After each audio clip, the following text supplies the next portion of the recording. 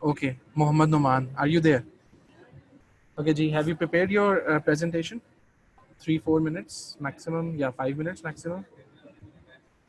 Okay, beta, I'm going to unmute you, and you have to give a presentation on vitamin B2. All right.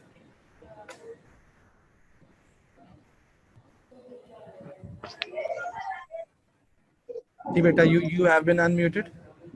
Start your presentation. Assalamu alaikum, sir. Alaikum assalam, beta. This is Mohammad Aman, and the topic that was given to me was riboflavin B2. It has, first of all, I want to tell you that it has two active forms, FMN and FAD. FMN stands for flavin mononucleotide, and FAD stands for flavin adenine dinucleotide. Mm, FAD is formed by the addition or transfer of adenosine monophosphate from ATP to FMN, and the function of FMN and FMND is to catalyze the oxidation or reduction of the substrate by combining with the enzymes, flavoenzymes. FMN combines with NAD dehydrogenase and FAD with succinate dehydrogenase. Am I right, sir? Okay, Shabash, carry on. Yes, thank you. Uh, the deficiency are not associated with major human disease. Rather, they can cause other vitamin deficiencies, which include dermatitis, cheilosis, and glossitis. Cheilosis means featuring at the corners of the mouth, and glossitis means the tongue appearing smooth and dark. And they also combine with hydrogen atoms. FMN forms FMNH2 and FAD forms FADH2. Okay, okay, That's also. okay. That's fine. That's fine. Thank you.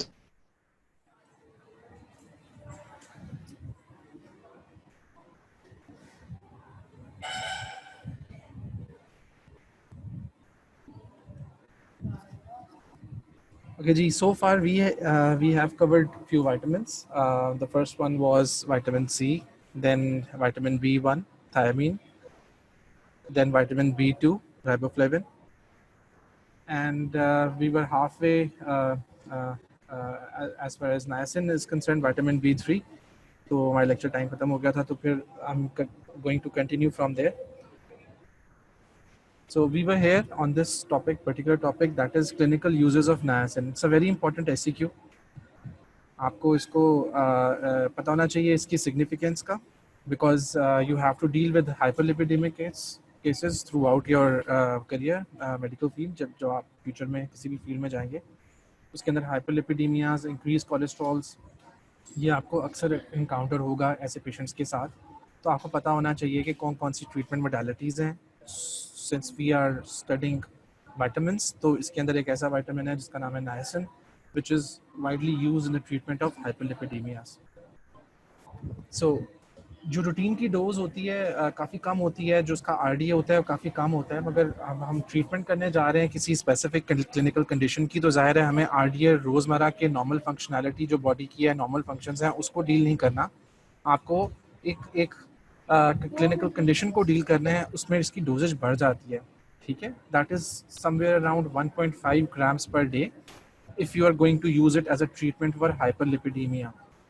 ठीक है, that is somewhere around 100 times more than the RDA that is usually required for the daily usage आपकी normal body functions को perform करने के लिए. niacin करता क्या है? Okay, first of all आपको पता होना चाहिए आपकी बॉडी के अंदर फैट स्टोर होता है. ठीक है, आपकी बॉडी के अंदर फैट स्टोर होता है लिपोसाइट्स के अंदर. जो स्टोर्ड फैट है, जब भी आपकी बॉडी को उसकी ज़रूरत पड़ती है तो इट ब्रेक्स डाउन. ठीक है, the process is called as lipolysis. और लाइपोलाइसिस से रिजल्ट क्या आता है? रिजल्ट में आपके पास फ्री फैटी एसिड्स आते हैं। ठीक है, फ्री फैटी एसिड्स आगे चल के क्या करते हैं? टैग सिंथेसिस करते हैं। ठीक है, tag is a short form for triacyl glycerols. Tag से आगे चल के VLDL बनता है और VLDL फिर आगे चल के LDL बनाता है। ठीक है, VLDL stands for very low density lipoproteins and LDL stands for low density lipoproteins. Are you aware of the concept between good cholesterol and a bad cholesterol? आपने लिपिड केमिस्ट्री के अंदर किया होगा लाजमी. Which one is a good cholesterol and which one is considered to be a bad cholesterol? There are a few questions. Sources of niacin. It has already been covered. I would like to display a slide. इसके अंदर इसके sources हैं सारे. जी. These are the sources: milk, eggs, meat, poultry, fish, whole grains, all protein containing foods such as pulses and dried food. ठीक है, जो dry fruit खाते हैं आप सर्दियों के अंदर खास तौर के ऊपर, ठीक है, रोज़मर्रा में दालों का इस्तेमाल करते हैं, जो भी प्रोटीन कंटेनिंग फूड्स हैं उनके अंदर it is found in abundance. इसके अलावा milk, egg, meat, poultry, fish, कुछ बच नहीं गया. ठीक है, होल ग्रेन्स, सही है. ये these are considered to be the good sources for niacin. RDA की 15 मिलीग्राम से लेके 20 मिलीग्राम पर डे तक होती है. जो हमने बात की थी 100 टाइम्स मोर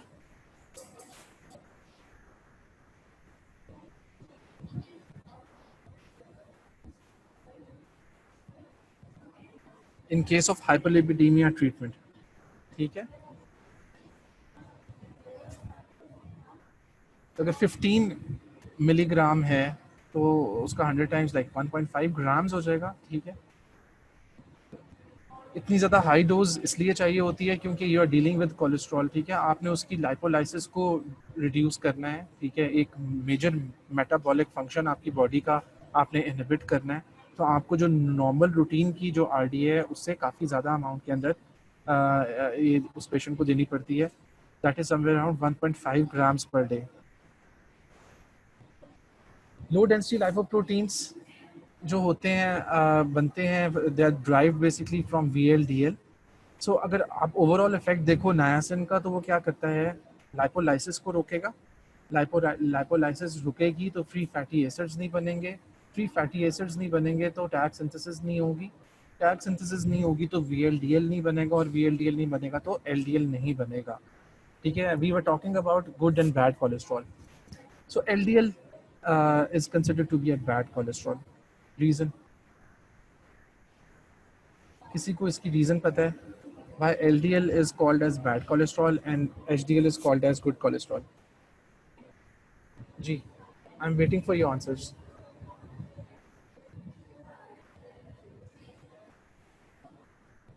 जी, ठीक है. Khadija said HDL is a good cholesterol. Very good. Why, Khadija? Why do you think so? Why HDL is considered to be good cholesterol? What is the reason behind it? Okay, I'm going to make a statement. LDL is considered to be a bad cholesterol. Does anyone know the reason behind it, the logic behind it?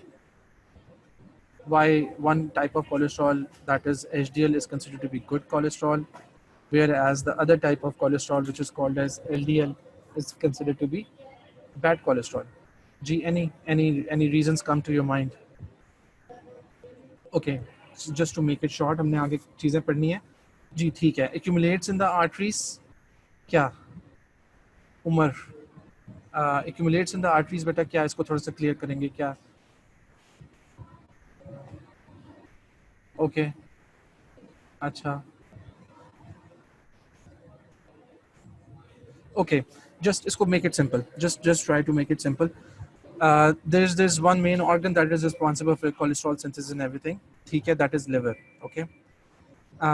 उसके बाद आप दूसरी तरफ आ जाते हैं circulation की, जिसके अंदर आपकी वेसल्स हैं और उसके अंदर ब्लड फ्लो कर रहा है, राइट? सो एक्सचेंज कहाँ होनी है? In between the general circulation and liver. HDL क्या करता है? आपकी बॉडी के अंदर जितना भी कोलेस्ट्रॉल डिपॉजिट होने जा रहा होता है या फ्री सर्कुलेटिंग कोलेस्ट्रॉल होता है, उसको वहाँ से स्कैवेंज करता है, उसको वहाँ से पकड़ता है और वापस लिवर के अंदर ले जाता है, ठीक है, उसको रेस्क्यू करके वापस लिवर को डिलीवर कर देता है। इन कंपैरिजन अगर आप एलडीएल की बात करें तो एलडीएल ऐसा नहीं करता, वो लिवर के अंदर से कोलेस्ट्रॉल को निकालता है और आपकी सर्कुलेशन के अंदर भेजता है, ठीक है। सो एज अ कॉन्सेप्ट अगर बात करें, एलडीएल ऑब्वियसली वो सर्कुलेशन के अंदर भेज रहा है, अगर लिवर के अंदर से कोलेस्ट्रॉल बन के उसकी ट्रांसपोर्ट ज़्यादा होती है, उसकी डिलीवरी ज़्यादा होती है सर्कुलेशन के अंदर, तो there are more chances it will start accumulating whenever it is in excess, ठीक है। जब वो ज़्यादा हो जाएगा तो it will have a chance कि वो वहाँ जाके डिपॉजिट हो सकता है, उधर जाके ब्लॉकेज कर सकता है, and that could lead to so many consequences, ठीक है। थ्रोम्बोसिस हो सकती है, आपके एम्बुलस बन सकता है, एथ्रोमास बन सकते हैं, एथ्रोस्क्लेरोसिस हो सकती है, ठीक है। अगर एचडीएल उसको सर्कुलेशन से निकाल के लिवर के अंदर दोबारा वापस, इसका मतलब वो आपके ब्लड को फ्री कर रहा है कोलेस्ट्रॉल से, that is why it is considered to be a good cholesterol. Is it clear to everyone? Okay, so niacin is particularly useful in the treatment of type 1b hyperlipoproteinemia, ठीक है। बस इसको इतना ही याद रखेंगे, अभी ये मेडिसिन में चल के फाइनल ईयर में आप बहुत डिटेल में पढ़ेंगे इसकी टाइप्स, टाइप 1a कौन सी होती है, टाइप 1b कौन सी होती है, और इसके अलावा कौन कौन सी होती हैं, depends on which type of lipoprotein is involve, ठीक है। कोलेस्ट्रॉल जब आप प्रोफाइल करवाते हो, लिपिड प्रोफाइल करवाते हो, उसके अंदर काफ़ी ढेर सारे पैरामीटर्स देखने को आते हैं, ठीक है, जिसके अंदर टैग्स भी हो सकते हैं, जिसके अंदर एलडीएल भी हो सकता है, जिसके अंदर वीएलडीएल, आईडीएल, कोलेस्ट्रॉल, आईडीएल नहीं होता, कोलेस्ट्रॉल हो सकता है, ठीक है, सर्कुलेटिंग फ्री कोलेस्ट्रॉल हो सकता है। ये सारे पैरामीटर्स होते हैं, इनकी बेस के ऊपर आप डिसाइड करते हो कौन सा टाइप का हाइपर लाइपोप्रोटीनीमिया है, ठीक है। फॉर एग्जांपल किसी के अंदर एलडीएल बहुत ज़्यादा रेज हो सकता है, किसी के अंदर वीएलडीएल बहुत ज़्यादा रेज हो सकता है, so it all depends। तो आपने इधर इतना ही याद रखना है, as far as niacin is concerned, type 1b हाइपरलाइपोप्रोटीनीमिया की ट्रीटमेंट के अंदर इसका यूज होता है। Okay, this is the basic figure. अगर आप इसको गौर से देख लेंगे या इसका स्क्रीनशॉट ले लेंगे, अपने पास लिख लेंगे, तो आपको इसको समझने में मुश्किल नहीं होगी, राइट। ये on the left side at the top you can see there's a process of lipolysis going on, okay। हमने बात की है lipolysis की, there is a breakdown of fats present in the body that give rise to free fatty acids। So niacin as a vitamin, as a therapeutic agent in the treatment for different type of hyperlipidemias, is it inhibits the process of lipolysis, okay। Once it inhibits the lipolysis, there will be no free fatty acids formed। Normally normal cycle को अगर आप follow करें तो क्या होता है, lipolysis से free fatty acids बनते हैं, फ्री फैटी एसिड्स आगे प्रिकर्सर का काम करते हैं for the synthesis of TAG in the liver, ठीक है।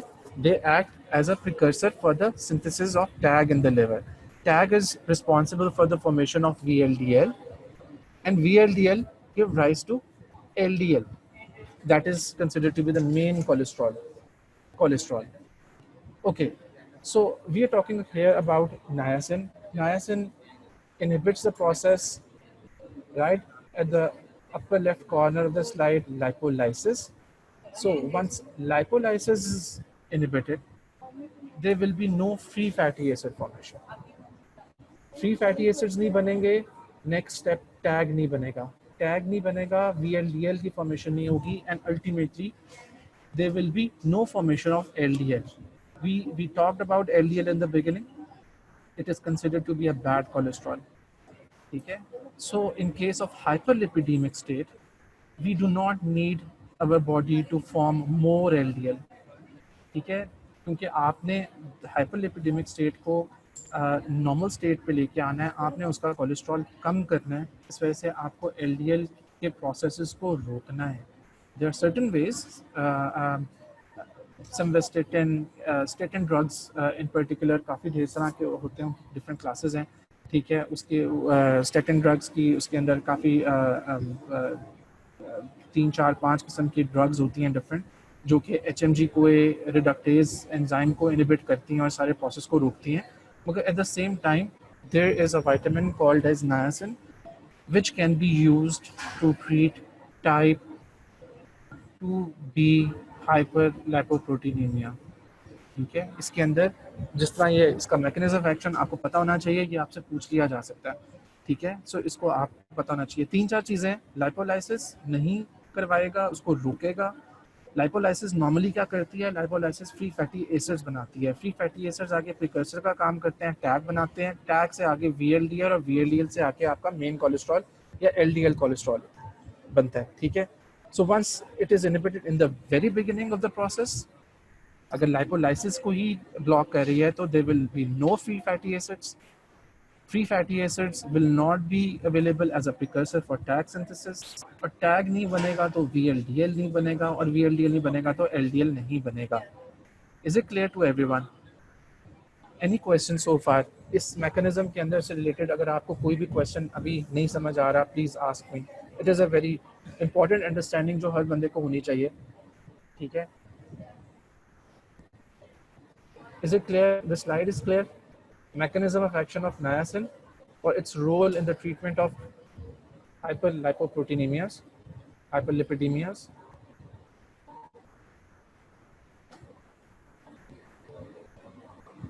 जी जी, prostaglandin mediated flushing next slide में आ रही है आगे, वो देखते हैं क्या होती है. The high doses of niacin required can cause acute prostaglandin mediated flushing. Okay, niacin is a vitamin. आपको पता है नॉर्मल RDA उसकी that is somewhere around 15 to 30 milligrams per day है, और जब आप ट्रीटमेंट करने जा रहे हो किसी भी टाइप की हाइपरलिपिडेमिया की, so it goes up to 1.5 grams per day. इस डोज के अंदर आपको नायासिन देनी पड़ेगी अगर आपको हाइपरलिपिडेमिया को ट्रीट करना है, आपने LDL नहीं बनने देना, राइट.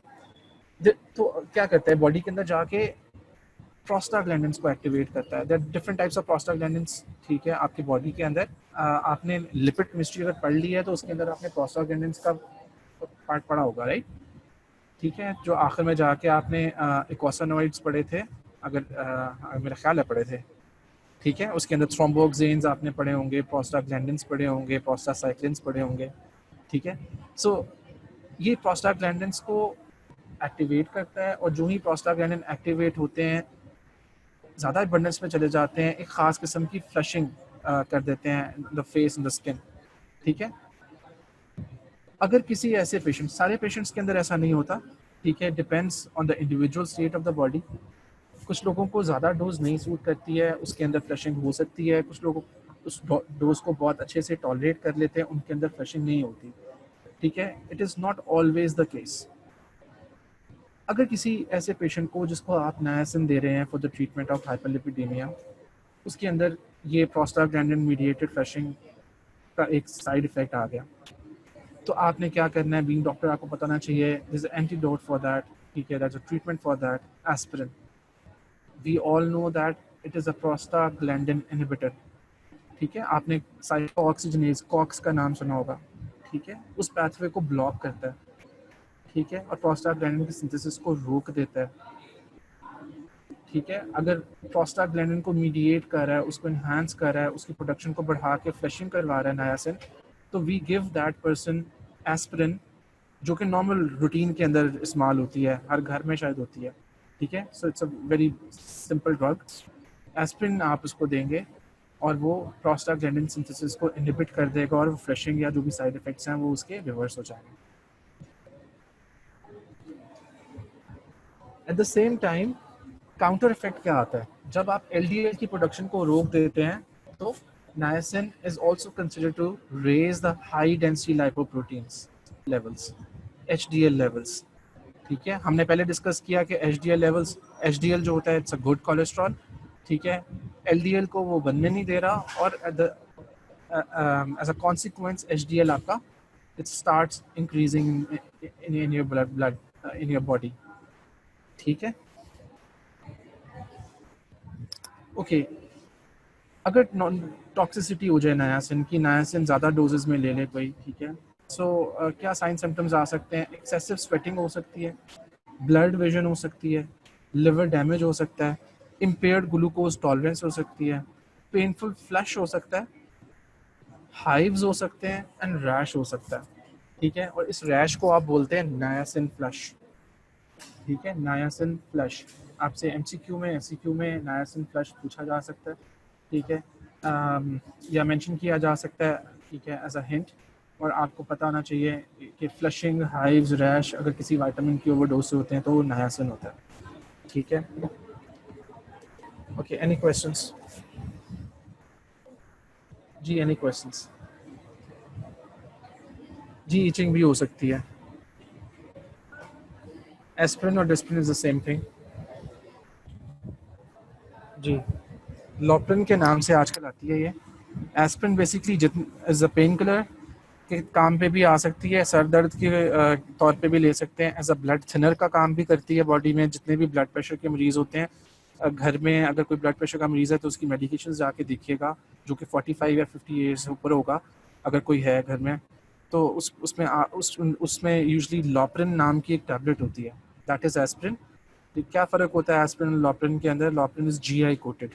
जितने भी पेन किलर्स होते हैं, जब आपको रूटीन में ज़्यादा लेने पड़े, जिस तरह किसी को ब्लड प्रेशर में कंट्रोल नहीं होता, ठीक है, उसको एस्पिरिन एडवाइस की जाती है। तो बेसिकली कॉक्स इनहिबिटर है। ठीक है, just like other pain killers. GI के लिए बड़ी ज़्यादा वो इरिटेशन करता है, स्टमक के लिए बड़ा हार्श हो जाती है जब वो लॉन्ग टर्म यूज़ करते हैं। तो लॉपरिन आती है एक गोली। ठीक है, this is basically GI coated. उसके ऊपर एक लेयर की होती है, चढ़ाई होती है उसके उस गोली के ऊपर। वो जीआई के अंदर, आपके स्टमक के अंदर अल्सरेशन नहीं करती, उसके लिए हार्श नहीं होती। ठीक है, ओके जी, we are done with niacin. Next comes pantothenic acid, that is vitamin B5.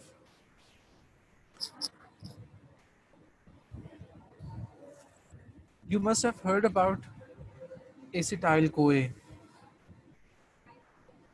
Acetyl CoA का नाम सुना है आपने? As far as fats is concerned, fatty acids are concerned, उनकी synthesis, एक enzyme होता है fatty acid synthase enzyme, जो कि that is responsible for fatty acid synthesis. All the process starts with 2 carbon carrier compound that is called as acetyl CoA. ठीक है, acetyl CoA. So it's basically a part of coenzyme A and acyl carrier protein. या अब आगे चल के जब metabolisms में जाओगे अगले साल, उसके अंदर बहुत डिटेल के अंदर पढ़ोगे इसके बारे में। अभी यहाँ सिर्फ टर्मिनोलॉजी पता होनी चाहिए। पेंटोथेनिक एसिड अगर पूछा जाता है आपके जहन में एसिटाइल कोए आना चाहिए। ठीक है, आपको ये पता होना चाहिए इट्स अ कोएंजाइम ए और pantothenic acid is a part of it.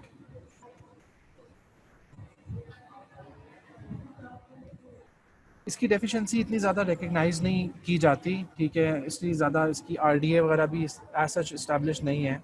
उसकी रीज़न ये है कि काफ़ी डाइट्स के अंदर ये प्रेजेंट होता है।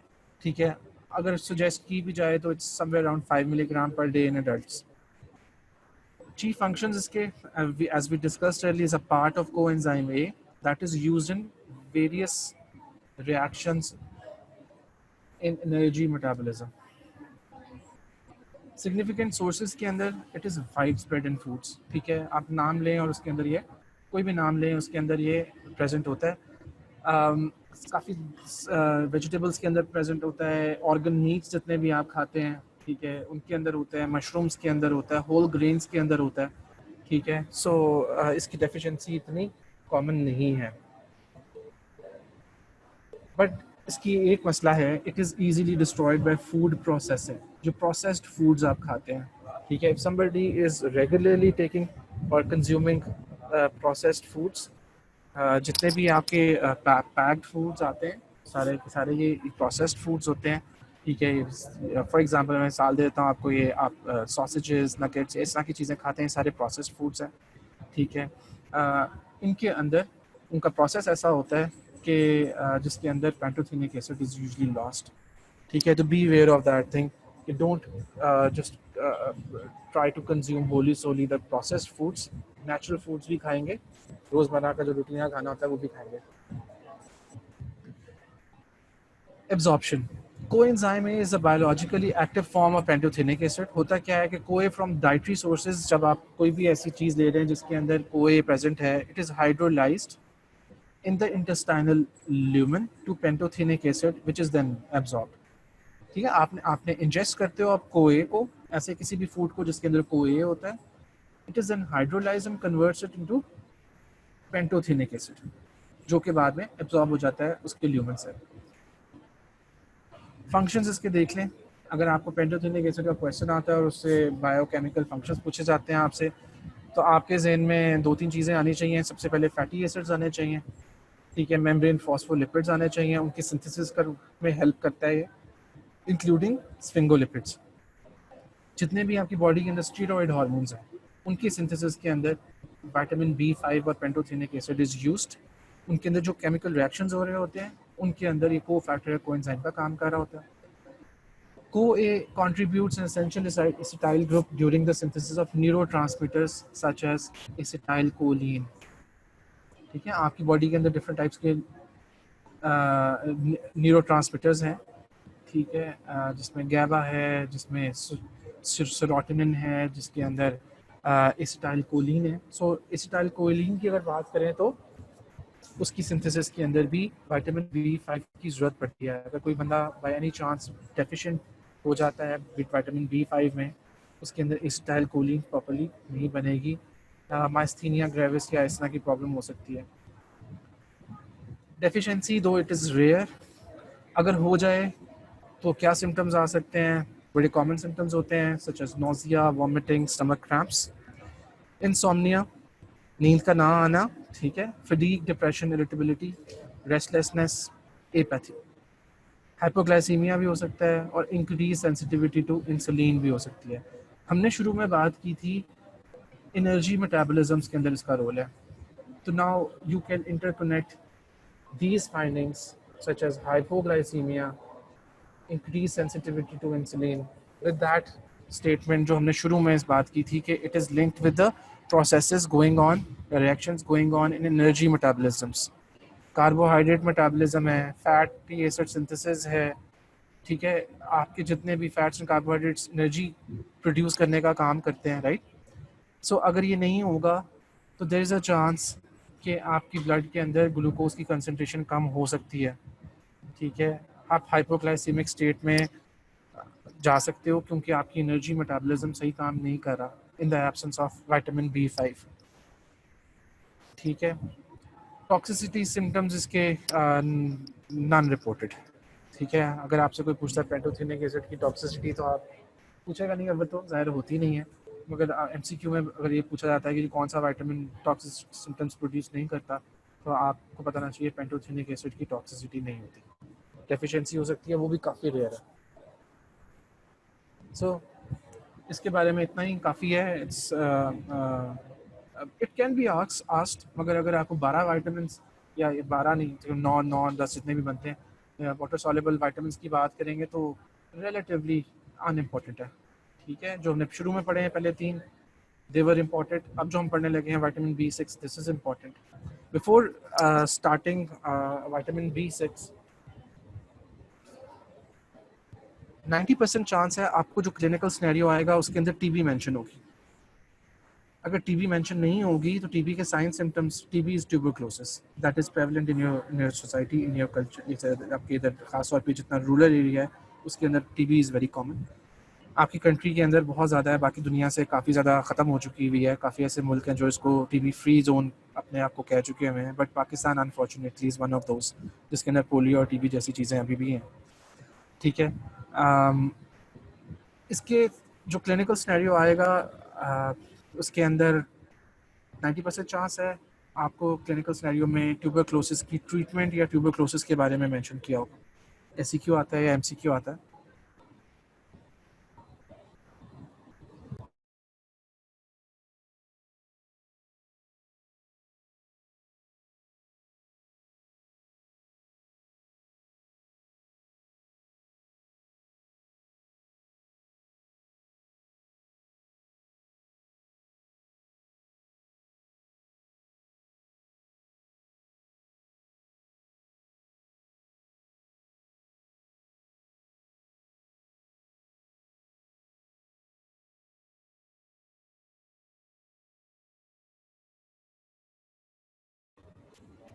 जी, can you hear me? There was an interruption. Can you hear me now? Okay जी. Okay, so we were talking about tuberculosis. Tuberculosis की ट्रीटमेंट के अंदर एक ड्रग होता है जिसका नाम है आइजोनियाजिड. आइजोनियाजिड कुछ ऐसे मेटाबोलाइट्स बनाता है कि वो आपकी बॉडी के अंदर विटामिन B6 की डेफिशिएंसी करवा देते हैं. ठीक है, उसका साइड इफेक्ट है. सही है. तो मोस्ट ऑफ द टाइम्स जब लॉन्ग टर्म क्योंकि टीबी की ट्रीटमेंट जब की जाती है तो it usually take 6 to 8 months. काफ़ी लंबी ट्रीटमेंट होती है, काफ़ी महीनों पे मुश्किल होती है. कोई 2 4 5 दिन की या 1 2 हफ्ते की ट्रीटमेंट नहीं होती अनलाइक अदर इन्फेक्शंस. तो क्या होता है जब 1 2 महीने हो जाते हैं पेशेंट को एंटी ट्यूबरकुलस ट्रीटमेंट लेते हुए जिसके अंदर एक ड्रग है जिसका नाम आइजोनियाजिड है. मल्टीपल ड्रग्स रजीम दी जाती है, 4 5 ड्रग्स दिए जाते हैं. तो कई दफ़ा अनफॉर्चुनेटली या आप कह लो कि कई दफ़ा डॉक्टर के एंड के ऊपर यूजली नहीं होता मगर पेशेंट के एंड के ऊपर होता है कि he does not take multivitamins along. ठीक है, तो होता क्या है कि कुछ ऐसे मेटाबोलाइट्स बनाता है बॉडी के अंदर जो कि जाके इनहिबिट करते हैं इसकी एब्जॉर्प्शन को भी और इसकी फॉर्मेशन को भी और इसके सारे जो जो भी मैकेनिज्म्स चल रहे होते हैं in association with vitamin B6 उनको इनहिबिट करवाता है. उसके अंदर आपको इंक्रीज्ड डोजेस में विटामिन B6 देनी होती है. ठीक है, ताकि वो उससे कम्पीट करके आपकी बॉडी की ज़रूरतों को पूरा कर सके. तो ऐसा सिनेरियो अगर आता है आपको तो आंखें बंद करके vitamin B6 that would be the answer. ठीक है, इसको टीबी के साथ जोड़ लें. टीबी इटसेल्फ डिजीज़ के साथ नहीं, उसकी जो ट्रीटमेंट दी जाती है उसके अंदर आइजोनियाजिड ड्रग दिया जाता है. उसके साथ अगर कोई भी आपको आता है तो आपने आंखें बंद करके you have to take that MCQ या SCQ का पूछा जाता है तो उसके क्लिनिकल फीचर्स तो आपके जहन में vitamin B6 it's a strong association जो कि यूजली पूछी जाती है और एक्सपेक्ट किया जाता है आपसे कि आपको इस एसोसिएशन का पता होना चाहिए. ओके जी, इसके कुछ और नाम भी हैं. For example pyridoxine, pyridoxine, pyridoxamine. RDA की देख लें 1.3 से लेके 2 मिलीग्राम पर डे एडल्ट के अंदर है. ठीक है, सो इतनी मकदार में अगर कंज्यूम किया जाए तो कोई भी इसकी डेफिशिएंसी के साइन सिम्टम्स नहीं आएगा. सोर्सेज के ऊपर नज़र मारते हैं. सोर्सेज के अंदर मीट्स आ जाते हैं, फिश आ जाती है, पोल्ट्री आ जाती है, potatoes, legumes, non citrus fruits, fortified cereals, liver and soya products. ठीक है, ये सारे के सारे सोर्सेज हैं विटामिन B6 के. अगर अपनी रेगुलर डाइट के अंदर इन सारे सोर्सेज को उसके अंदर शामिल करेंगे तो कभी भी विटामिन B6 की डेफिशिएंसी नहीं होगी. आपको अलग से सप्लीमेंट लेने की ज़रूरत नहीं. These are the sources. देखने में काफ़ी अच्छी सी चीज़ें लग रही हैं कुछ. ठीक है, so most of us usually consume इसके अंदर से कुछ ना कुछ हम खाते ही रहते हैं. ठीक है, potatoes is one of the commonest ones. ठीक है, उसके अलावा आपको कुछ वेजिटेबल्स नज़र आ रही हैं, आपको कुछ फ्रूट्स नज़र आ रहे हैं. ठीक है, आपको मीट प्रोडक्ट्स नज़र आ रहे हैं, लेग्यूम्स नज़र आ रहे हैं. So these are the sources of vitamin B6. कुछ प्रॉपर्टीज़, फिजिकल प्रॉपर्टीज़ इसकी देख लें. वाटर सॉल्युबल है, रीजनेबली हीट स्टेबल है, सेंसिटिव टू हाई टेम्परेचर्स है. इसका मतलब बहुत ज़्यादा हाई टेम्परेचर के ऊपर कुकिंग हुई हुई है इनमें से किसी चीज़ की तो that would lead to deficiency of vitamin B6. Oxygen को अगर ये एक्सपोज हो सेंसिटिविटी शो करता है, इसका स्ट्रक्चर जो है डिस्टॉर्ट हो जाता है, ये अपनी उस फॉर्म के अंदर नहीं होता. मिलिंग एंड प्रोसेसिंग, ये अगर इस तरह के प्रोसेसेस हैं जिसके अंदर फूड पास हो रहा है, फूड प्रोसेस हो रहा है, इसके अंदर भी विटामिन B6 शामिल नहीं होगा या वो डिस्ट्रॉय हो जाएगा. RDA 1.5 से लेके 2 मिलीग्राम. अगर अब एक फिगर याद रखें तो that is 2 milligram per day. That is the recommended daily allowance. 3 forms हमने कहीं इसकी होती हैं. The first one is pyridoxine, that is derived from plants. The other 2 forms are pyridoxamine and pyridoxal. These are from animal sources. जो food आप plants के through ले रहे हो पोटैटोज खा रहे हो तो उसमें से पायरोडॉक्सिन आता है आपकी बॉडी के अंदर। अगर आप एनिमल प्रोडक्ट्स कंज्यूम कर रहे हो तो उसके अंदर पायरोडॉक्सिन नहीं आएगा, पायरोडॉक्सामीन एंड पायरोडॉक्सिल आएगा। ठीक है, ये चीज़ याद होनी चाहिए, एमसीक्यू आ सकता है। एक्टिव फॉर्म का पता होना चाहिए, विटामिन B6 की एक्टिव फॉर्म कौन सी होती है, दैट इज पायरोडॉक्सल फॉस्फेट, PLP। ठीक है, you will C a lot of reactions in the future. अभी फर्स्ट ईयर में तो आपके इतने रिएक्शंस हैं नहीं, इतने मेटाबॉलिज्म कुछ होकर नहीं पढ़ रहे आप, मगर जब आगे चल के आप रिएक्शंस पढ़ोगे स्पेशली इन सेकेंड ईयर, उसके अंदर आप काफ़ी जगहों के ऊपर सिर्फ शॉर्ट फॉर्म देखोगे PLP। Then you will come to know at that time, you will see के हमने विटामिन B6 ऑब्वियसली आप पढ़ोगे इसको, तो PLP is the active form. ठीक है, it's a coenzyme, it helps the enzyme, the main enzyme responsible for converting a substrate into a product, pyridoxal phosphate। ठीक है, इसके अंदर ये सारे प्रोसेसेस का पार्ट बनता है, सारे रिएक्शंस का पार्ट बनता है विटामिन B6। फंक्शंस के ऊपर नजर मार लेते हैं थोड़ी सी। It is involved in a variety of reactions, number of reactions such as transamination processes। Transamination के अंदर एग्जांपल आपने प्रोटीन केमिस्ट्री अगर पढ़ी है तो उसके अंदर ALT AST का भी टर्म्स देखी होंगी, एलेनिन अमाइनो ट्रांसफेर, एस्पार्टेट अमाइनो ट्रांसफेर।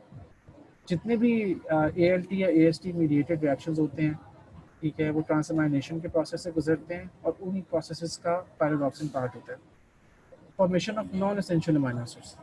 ठीक है, जितने भी नॉन एसेंशियल अमाइनो एसिड आपकी बॉडी के अंदर प्रोड्यूस होते हैं फ्रॉम डिफरेंट मैकेनिज्म्स, उनके अंदर काफ़ियों के अंदर पायरोडॉक्सिन प्लेज अ रोल।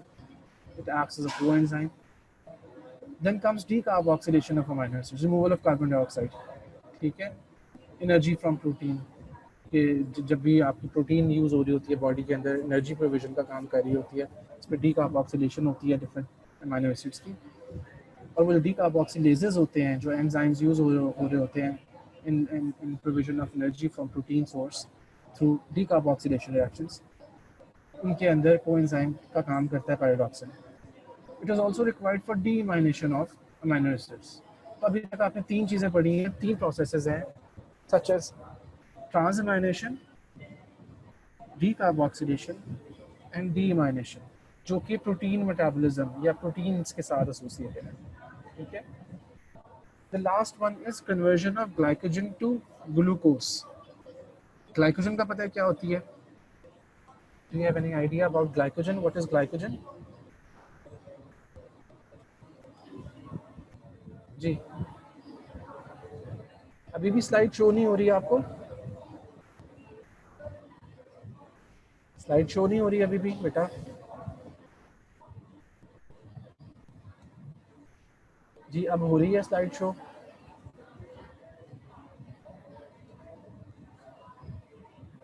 अब हो रही है slide show? Ji,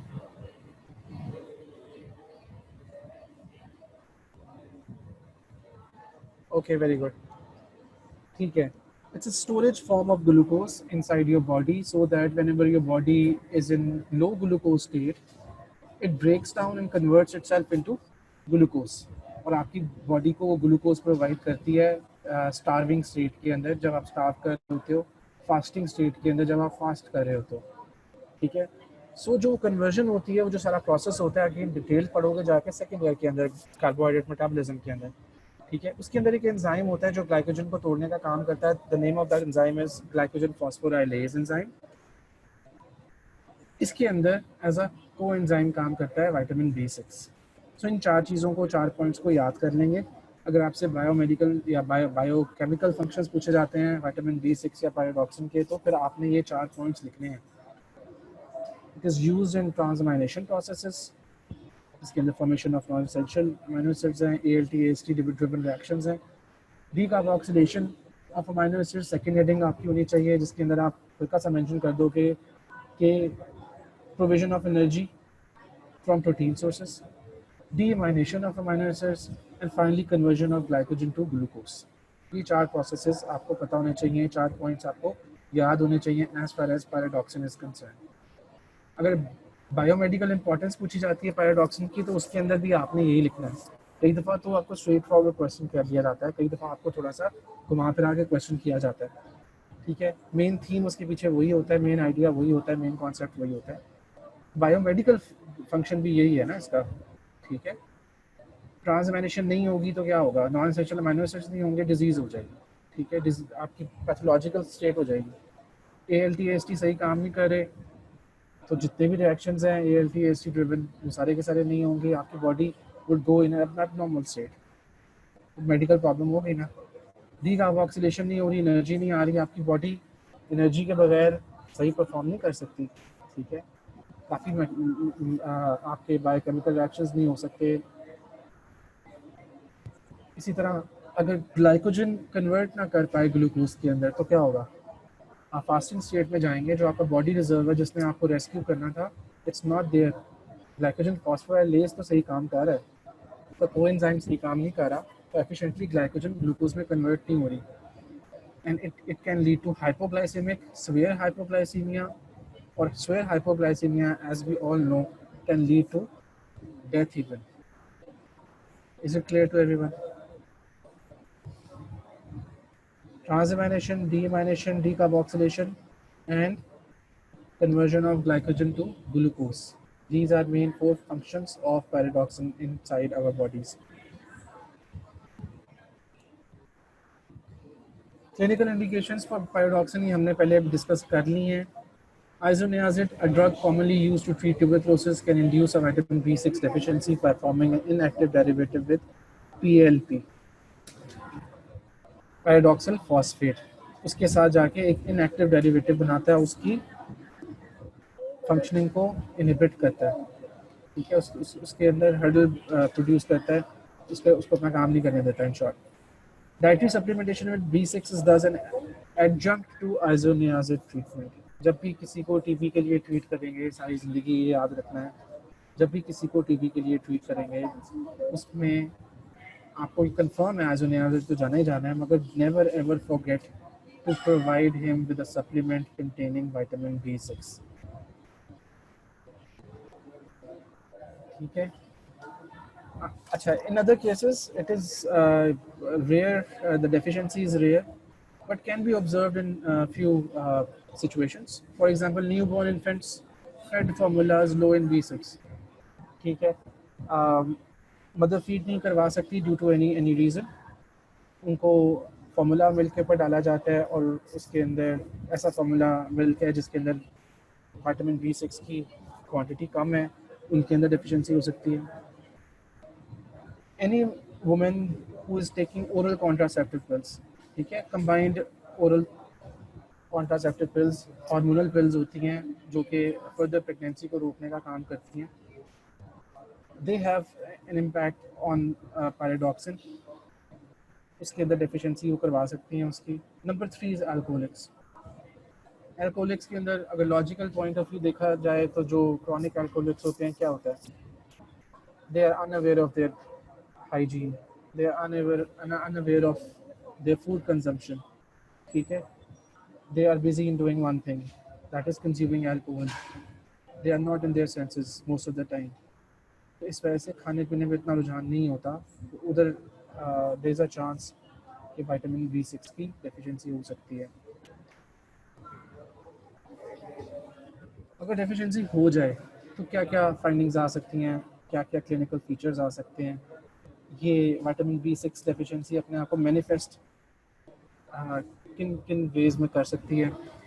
number 1 is scaly dermatitis, number 2 is anaemia, that is usually small cell type, microcytic anaemia होता है, depression, confusion, abnormal brain wave pattern and convergence. 3-4 चीज़ें इसको याद कर लीजिएगा कि विटामिन B6 की डेफिशिएंसी अगर पूछा जाए डेफिशिएंसी सिम्टम्स क्या होते हैं, क्लिनिकल मैनिफेस्टेशंस क्या होती हैं, क्लिनिकल फीचर्स क्या होते हैं, सिम्टोमेटोलॉजी क्या होती है, 4-5-6 वर्ड्स यूज़ हो सकते हैं क्वेश्चंस के अंदर जो आपसे पूछे जा सकते हैं।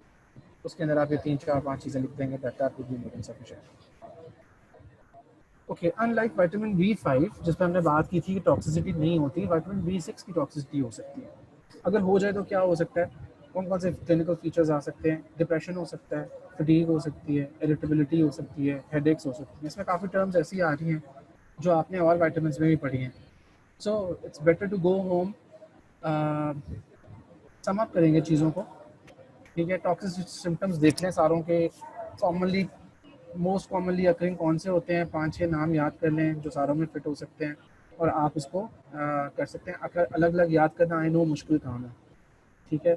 सो इस तरह का अपना कोई फार्मूला बनाना चाहते हैं वो बना लें, ठीक है।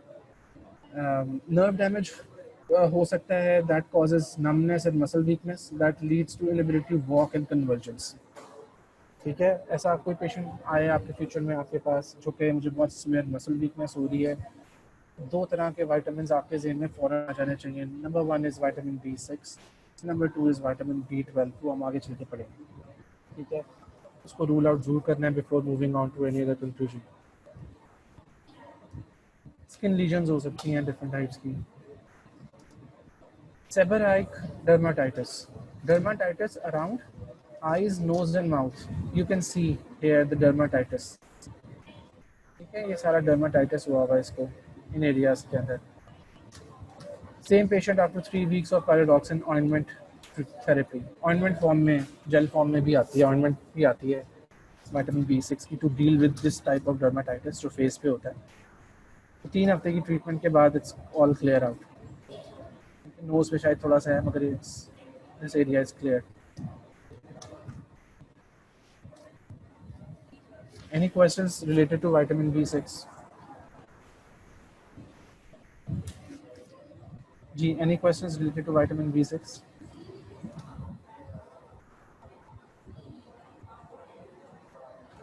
Okay, now I ask you a question. Which anti-tuberculous drug is responsible for deficiency of vitamin B6? Can you name that drug?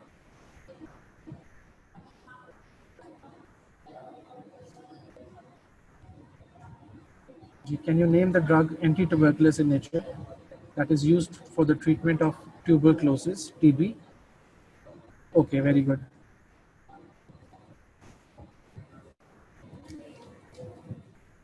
Okay जी, शाबाश, ठीक है। इसको नहीं भूलना, इसकी एसोसिएशन को नहीं भूलना।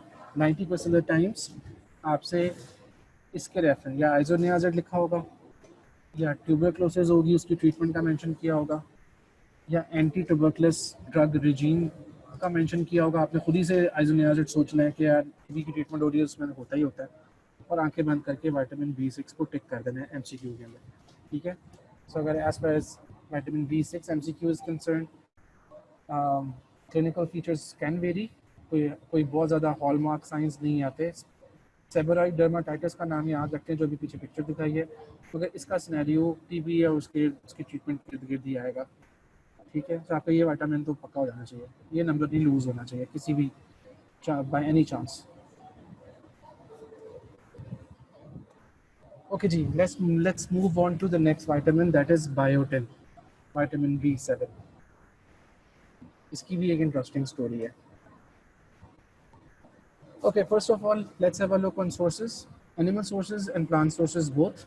Animal sources के अंदर organ meats आ जाते हैं, egg yolk आ जाता है and fish आ जाते हैं, ठीक है। Plant sources के अंदर soya beans आ जाते हैं, whole grains आ जाते हैं, ठीक है। These are considered to be the sources for biotin. B7. It is relatively stable to heat when we compare it with other vitamins. काफ़ी ऐसे विटामिन हमने पहले पीछे पढ़ लिए हैं जो कि स्टेबल नहीं होते, हाई टेम्परेचर्स के ऊपर डिस्टेबलाइज हो जाता है उनका स्ट्रक्चर, ठीक है, और वो इफेक्टिव नहीं रहते बॉडी के अंदर, मगर it is relatively stable to heat. Functions के अंदर देख लें, 2 चीज़ें याद रखेंगे basically mainly. It is involve in 2 types of reactions, for example carboxylation reactions and decarboxylation reactions. Carboxylation reactions कौन से होते हैं? जिनके अंदर कार्बन डाइऑक्साइड ऐड हो रही होती है। डीकार्बोक्सिलेशन रिएक्शंस कौन से रिएक्शंस होते हैं? जिसके अंदर कार्बन डाइऑक्साइड रिमूव हो रही होती है, ठीक है। So it acts as a coenzyme which is responsible for the transfer of carbon dioxide, whether it is carboxylation reaction or it is decarboxylation reaction. Lipid metabolism की बात करें, there is a process called as fatty acid biosynthesis that occurs inside your body. उसके अंदर कुछ steps हैं, काफ़ी ढेर सारे स्टेप्स हैं, बहुत डिटेल अगेन दोबारा बोलूँगा, अभी नहीं पढ़ने हैं आपने, नेक्स्ट ईयर पढ़ने हैं, ठीक है। उसके अंदर याद कर लें सिर्फ एक दो पॉइंट्स को। फॉर एग्जांपल कन्वर्जन ऑफ प्रोपेनॉइल कोए टू मिथाइल मेलानॉइल कोए, जो ये स्टेप होता है इसके अंदर बायोटिन रिक्वायरिंग स्टेप होता है, इसके अंदर एंजाइम यूज होता है, उसको बायोटिन की जरूरत होती है as a coenzyme. Then acetyl CoA conversion to malonyl CoA, इसके अंदर भी vitamin B6 is required, if B7 sorry, vitamin B7 is required, that is B biotin। अगर बायोटिन की डेफिशिएंसी हो जाए by any chance, the fatty acid biosynthesis will be compromised in that person, ठीक है। The carboxylation and decarboxylation reactions won't be able to occur, there won't be appropriate transfer of carbon dioxide।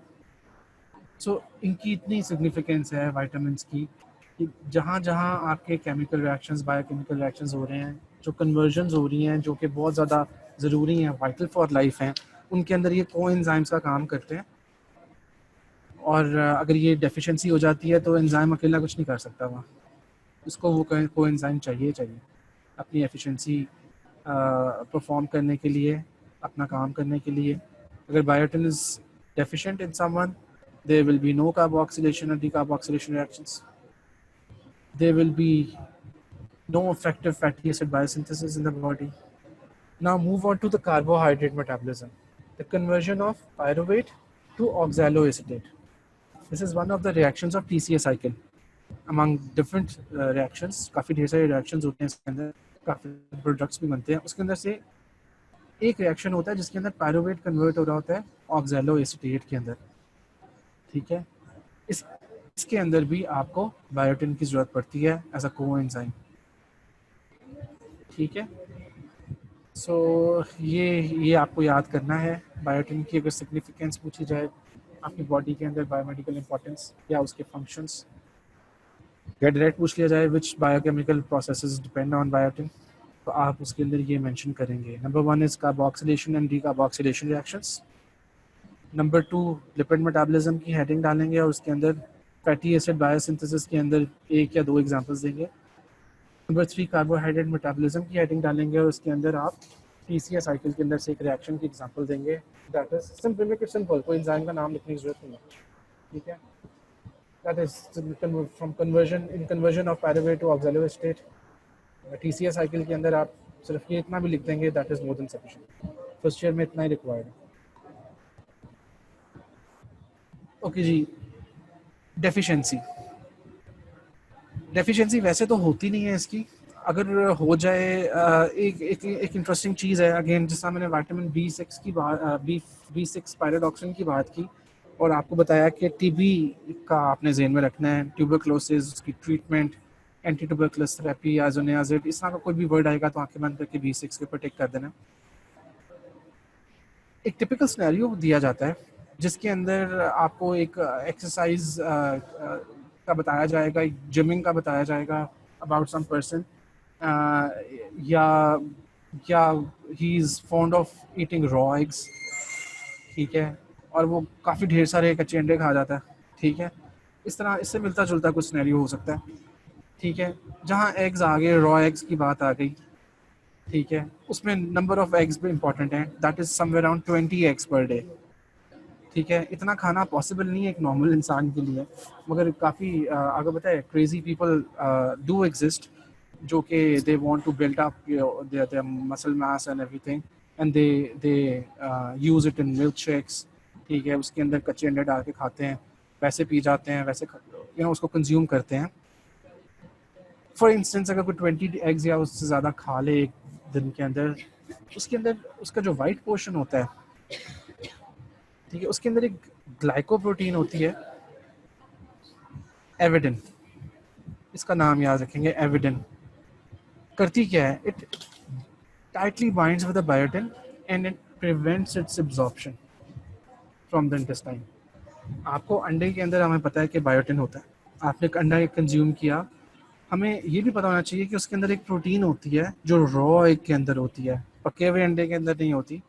जो boiled egg है या जो fried egg है या और किसी फॉर्म के अंदर एग यूज़ हो रहा है, वो उसके अंदर दैट ग्लाइकोप्रोटीन इज डीनेचर्ड और वो बाइंड नहीं कर सकती बायोटिन के साथ।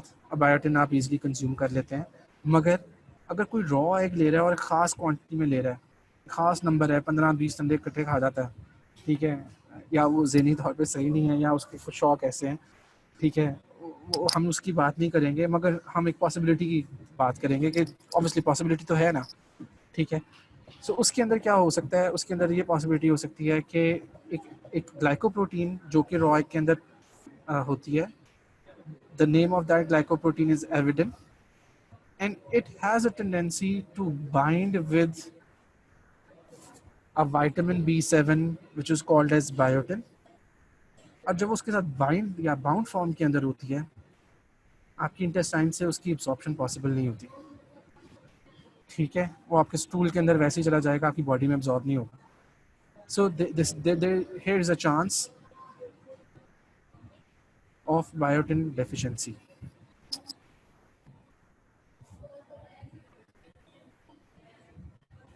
अच्छा, इस स्लाइड के ऊपर एक एक इम्पॉर्टेंट बात है बताने के लिए, रॉ एग्स वैसे भी कंज्यूम नहीं करने चाहिए, ठीक है। आपको एविडन आ गया है और आपको बायोटिन की डेफिशिएंसी हुई है या नहीं हुई, आपको सैल्मोनेला इन्फेक्शन हो सकती है।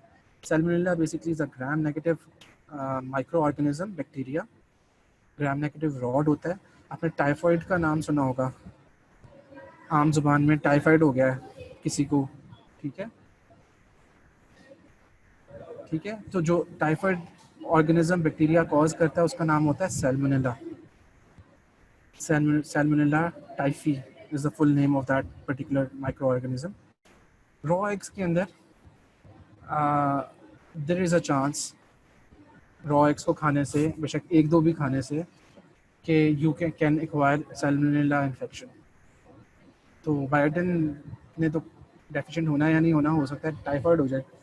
कच्चे अंडे जो खाता है आप में से, अगर कोई खाता है तो वो नहीं खाएगा आपसे, ठीक है। There are risk associated with eating raw eggs।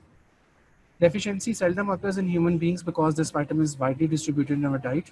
अगर इसकी डेफिशिएंसी हो जाए तो क्या होगा, ठीक है, आपकी स्किन को अफेक्ट कर सकता है, आपकी हेयर को, आपके नेल्स को, ठीक है, इन चीज़ों को ये ज़्यादा अफेक्ट कर सकता है। तो result would be cracked nails, dermatitis, glossitis, infection of the tongue, and hair loss।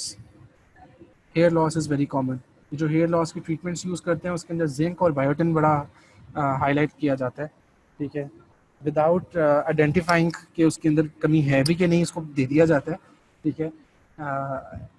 तो ऐसे डॉक्टर नहीं बनना आपने, आपने पहले रूल आउट करना है, आपने एग्जैक्ट डायग्नोसिस बनाना और फिर ट्रीट करना है। ये आपके सामने एक पिक्चर लगी हुई है एक रैट की जिसको जनरलाइज्ड एलोपेशिया हुआ हुआ,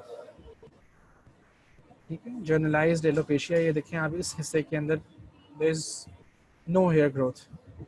same rat 3 weeks after biotin was added to the diet of that particular rat, कुछ थोड़े से इसके हेयर ग्रोथ होना शुरू हो गया है। नॉर्मल रैट इस तरह का होता है, ठीक है। So it indicates biotin deficiency can lead to alopecia, hair loss. और अगर वो स्पेसिफिकली बायोटिन की वजह से हुआ है तो that is reversible.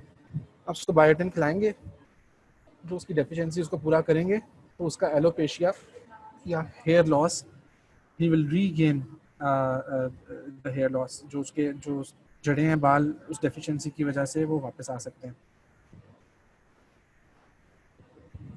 Multiple carboxylase deficiency results from a defect in ability to add biotin to carboxylases or to remove it from carboxylases during their degradation। Treatment इसकी भी वही है, बायोटिन सप्लीमेंटेशन।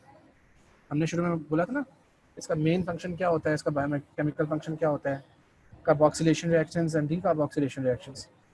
तो मल्टीपल कार्बोक्सिलेज डेफिशिएंसी हो सकती है due to the defect in the ability to add biotin to carboxylases or to remove it from carboxylases, ठीक है।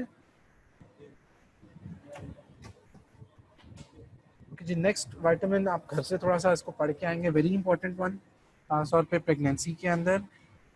ये जो आपका इंट्रा यूट्राइन टाइम होता है बेबी का, फीटस का, उसके अंदर फॉलिक एसिड की बहुत इंपॉर्टेंस है। मदर को फॉलिक एसिड कंज्यूम करना चाहिए प्रॉपर क्वांटिटी के अंदर। ये हम सारा कुछ पढ़ेंगे, कौन कौन से डिफेक्ट्स आते हैं। इट्स वेरी कॉमन हमारी पॉपुलेशन के अंदर, क्योंकि अक्सर लोग फॉलिक एसिड की सप्लीमेंटेशन नहीं लेते। सही है। इसके अलावा जो जो ये चीज़ें करता है, जो जो फंक्शंस परफॉर्म करता है आपकी बॉडी के अंदर, इसके बारे में डिटेल में पढ़ेंगे। इसके आरडीए और सारा सिलसिला सोर्सेस क्या क्या होती हैं। और इसके साथ ही हम अगले लेक्चर में कवर करेंगे विटामिन B12, दैट इज़ सायानोकोबालामीन। ठीक है। तो then we will be done in next lecture with water soluble vitamins.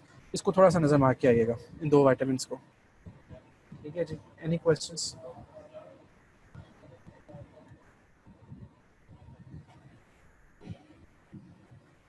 Okay बेटा, थैंक यू, थैंक यू। अल्लाह हाफिज़।